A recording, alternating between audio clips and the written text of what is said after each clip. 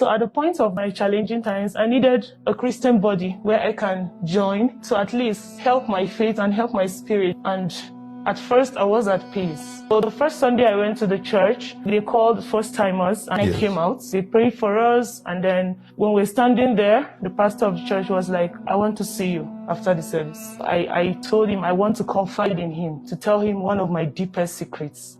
He prayed with me and told me I shouldn't feel guilty at all of what I've done before. So I said, okay, thank you so much, sir. The second time was when I went back.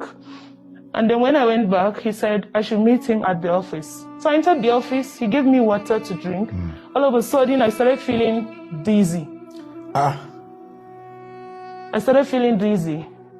I felt like I was sleepy, but I wasn't sleepy when I was coming. So what happened?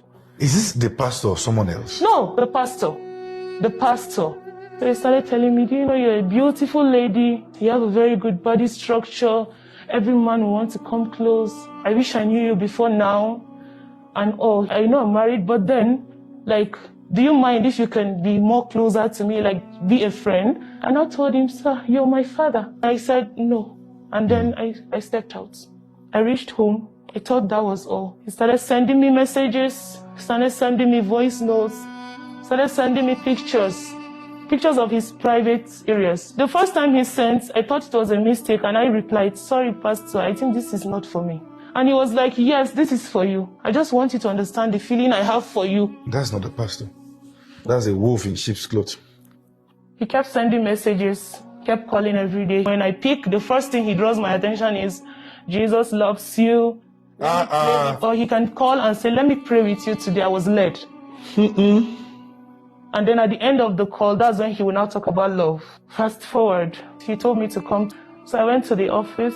When he came, he entered the office, and then the same thing he did. He just gave me the water bottle. But I noticed it was already open. The seal was opened already.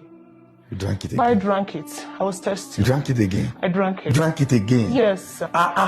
I was thirsty. I don't know what came over. I was so thirsty. I had to drink. Then I was sitting on the chair. He sat on the table edge. Then he started touching me, making advances. And then he told me, no matter how I shout, nobody is going to hear me. He was stronger than me. I was vulnerable. He succeeded in raping me.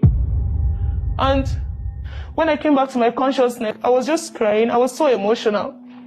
But I noticed he wasn't bothered. It was something like it was normal to him.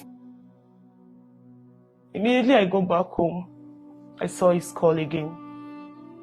He said on Tuesday Bible study, I should come and see him in church. So I went to church. You went to church? Yes. Who preached? Him. And you were seated?